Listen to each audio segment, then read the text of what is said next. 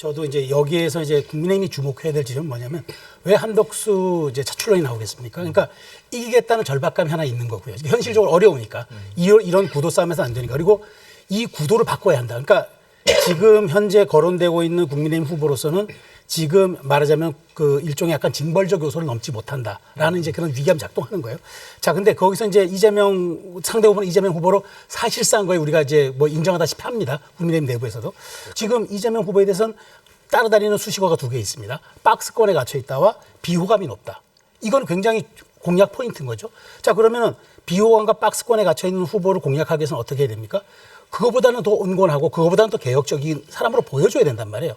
그 측면이 하나 있기 때문에 지금 그나마 그런 연장선상에서 한덕수 차출론이 좀 나오고 있다라고 생각이 되고요. 그러니까 국민의힘은 거기에 희망을 조금 걸고 있을 수도 있으나 본인은 어떻다고 생각하십니까? 한덕수 본인. 나오려고 하는 것 같아요. 이렇게밖에 네. 해석이 안 되고요. 뭐 총리실 얘기들이 전해져 오는 거 보면 대통령 출마에 맞춰서 일정들을 맞추고 하고 있다고 얘기를 하고 있어요. 그러니까 지난번에 이제 차기 대선일을 정하는 날, 그날이 모든 걸 다 상황을 말해주는 거 아닙니까? 그러니까 차기 대선일을 정하는 날, 그날 트럼프 대통령과 전화 통화를 하고 네. CNN하고 인터뷰하고 그 다음 날 전화 통화하고 난 다음에 트럼프 대통령이 한덕수 권한대행의 얘기를 아름답다고 했다더라. 네. 총리실에서 오히려 기자들한테 그렇게 설명을 하고 이런 모습들이 그냥 나오는 게 아니거든요. 근데 사실 저는 개인적으로 느낄 때 뭔가 대권을 꿈꾸나 하는 생각을 했던 게 3월 24일이었어요, 사실은. 그날이 뭐였죠? 그러니까 한덕수 권한대행의 탄핵이 기각됐던 날이었어요. 네. 그때 권한대행이 나와서 국민들한테 대국민 담화를 발표했거든요. 윤석열 대통령 탄핵 여부도 결정되지 않았던 시점이에요. 4월 4일 날 윤 대통령이 파면됐으니까. 3월 24일 나와가지고 윤 대통령이 복귀할지도 모르는 상황이고 그게 위기의식이 굉장히 커져 있는 상황이었단 말이에요. 근데 마치 대통령처럼 대한민국 비전을 얘기하고 있더라고요. 아니 이분이 직무정지 상태에서 무슨 꿈을 꿨길래 그런 얘기를 할까? 마치 대통령 취임사처럼 발언을 하는 거 보면서 깜짝 놀랐거든요. 근데 제가 볼 땐 그 전에 이미 대권까지 갈 수 있겠다고 하는 뭐 착각이든 현실인식이든 뭔가의 생각을 하고 나왔던 거구나 이런 생각을 그때 했고요. 그 다음부터 차근차근 뭔가의 계획들을 잡았다고 봐요.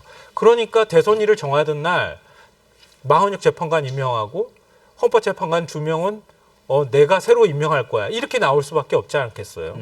그러니까 결국은 나중에 결론적으로는 대권에 출마를 하든 안 하든 간에 대권을 꿈꾸고 있는 건 부인키 어렵다. 그리고 어제 대정부 질문도 안 나갔잖아요. 네.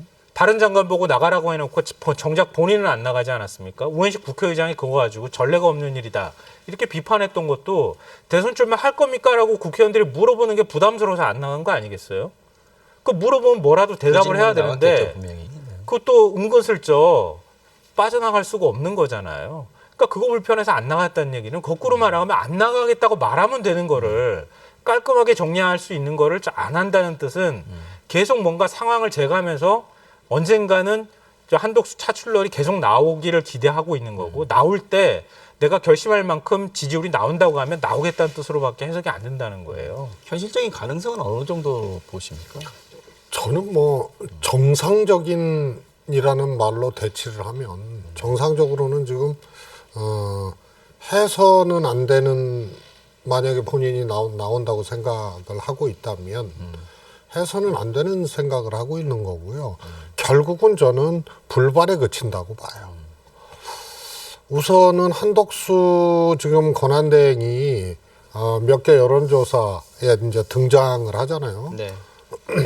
뭐 오늘 갤럽 조사에서는 뭐 이 김문수 후보를 당내 후보 경쟁도에서 앞서고 있는 그런 근소하지만 그런 조사도 나오고 그랬는데 결국은 그게 뭐냐면요. 김문수 후보 지지율이 떨어진 거예요.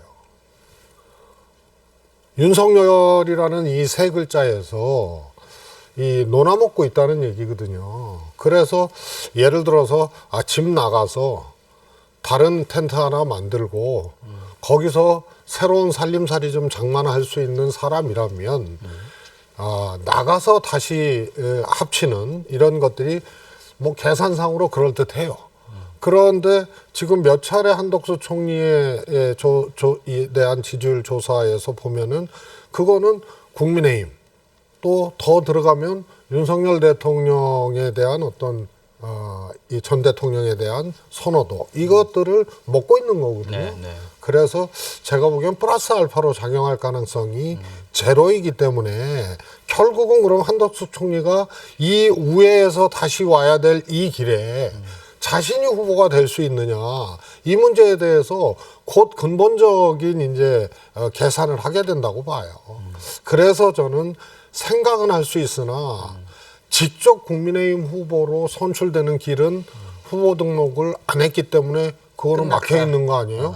그러면 돌아서 대통령 후보를 소위 연합 후보, 새로운 연합 후보로 본인이 돼야 된다는 얘기인데 이건 결국은 윤석열 전 대통령의 힘이 그것을 가능케 해야 되는데 그것에만 의존하기에는 현실성이 없는 목표다. 이것을 제가 보기에는 이 반기문 전 유엔 사무총장 있잖아요. 네. 그 전에 이제 고건 전 총리 있었거든요.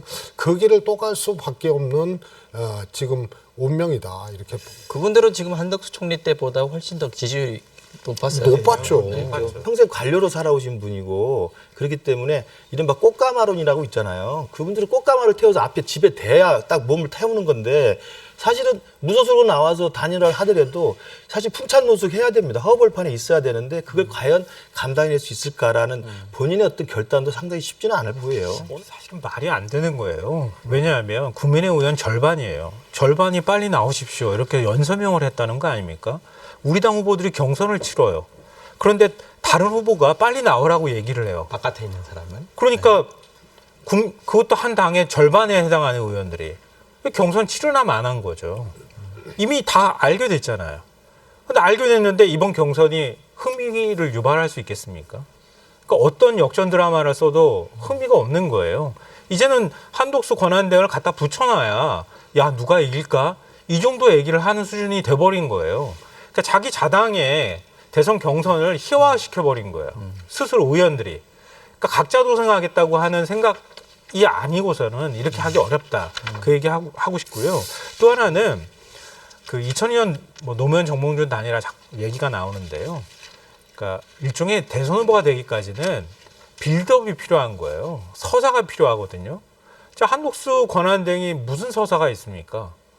아니, 그 윤석열 대통령이 재임 중에 책임 총리로서 역할을 제대로 하기로 했습니까? 뭔가 뚜렷한 성과가 있기를 합니까? 아무것도 없어요. 한독수 권한대행이 갖고 있는 국민들한테든 아니면 보수 진영에 그 눈에 들었다고 할 만한 거는 그냥 재판관 임명 안 하고 이거밖에 없는 거예요.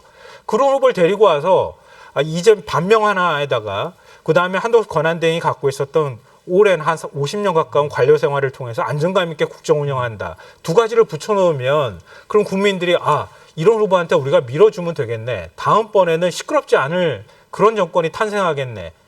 지금 이런 생각을 할 거라고 보십니까? 저는 그럴 가능성이 거의 없다고 생각돼요. 원래 이제 안 되는 집안에는 대선 때 보면 두 가지를 해요. 쇼핑을 두 가지를 하는데 하나는 후보 쇼핑을 하고 텐트 쇼핑을 해요. 그래서 뭐 빅텐트다 무슨 텐트다 이런 텐트 쇼핑을 하고 후보 쇼핑을 하고 민주당도 그런 적이 있어요. 네. 그런데요. 보통은 열린우리당 때 그랬거든요. 후보가 뭐 마땅치가 않고 나가면은 다 진대. 근데 안 올라 그래. 그러니까 이런 사람 저런 사람 찾아 나서요. 근데 당으로는 안 들어올라 그래요. 그런데 한덕수 총리의 경우에 권한대행의 경우에는 물론 국민의힘 당원은 아니지만 윤석열 휘하에 있었던 총리 아니에요? 네. 그러면은 국힘에 들어가서 1등하는 길이 제일 본인이 대선에 출마하는 가장 간단한 길이에요. 그런데 그걸 안 하고 먼 길을 거쳐서 다시 온다? 그러면 독자 텐트를 쳐야 되는데 이 양반은 독자 텐트를 쳐본 적이 없는 사람이에요. 그런데 그 어려운 길, 그 먼 길을 간다? 그거는 저는 현실적으로 불가능하고 만약에 그런 생각이 있고 일정 정도의 그런 액션을 내부적으로 만약에 한덕수 총리가 했다 그러면은 네. 그런 것을 한덕수 총리가 출마해야 된다. 다만 국민의힘이 아니고 밖으로 나가서 출마하고 거기서 확장해서 연합해야 된다. 이런 이제 움직임이 있고 이런 촉구를 하는 사람들에 대한 제가 보기에는 좀 그냥 무시할 수 없으니 조금 이렇게 고민하고 네. 움직이는 이런 것 정도의 차원이지 이치적으로는 또 그 한덕수 총리의 개인 스타일이나 정치 성분으로는 제가 보기에는 불가능한 지금 얘기들을 하고 있는 거예요. 한덕수 좀 총리 얘기는 짧게 이 정도로 끝을 내죠. 아니, 요 말씀을 좀 드리고 싶은데요. 네, 짧게 부탁드리겠습니다. 대통령의 계엄 선포로 국민들이 다 힘들어하고 있잖아요. 네. 뭐 나라 경제든 외교든 다 엉망이 되어버렸어요. 국민들이 한 번 상처를 입은 겁니다. 근데 권한 대응으로 또 다른 피해를 입지 않도록 해라. 대권을 꿈꾸고 있으면 지금 권한 대응 내려놔라. 네. 그리고 지금 뭐 미국하고 무역 협상을 하니 이런 소리를 하고 있는데 그거 무리하게 대권 나가기 위해서 무리하게 협상해가지고 그 성과라고 또 국민들한테 얘기할까봐 겁나요. 덜컥 이렇게 합의하고 난 다음에 차기 정권 들어서고 난 다음에 다시 재협상하기도 어려운 건데 그러지 마시라. 나갈 거면 지금 그만두고 당당하게 나가서 정치 활동하면서 국민의힘 후보랑 같이 붙을 거면 붙어가지고 이겨라. 그래서 국민의 심판을 받아라 이 얘기를 꼭 해주고 싶어요. 네, 알겠습니다.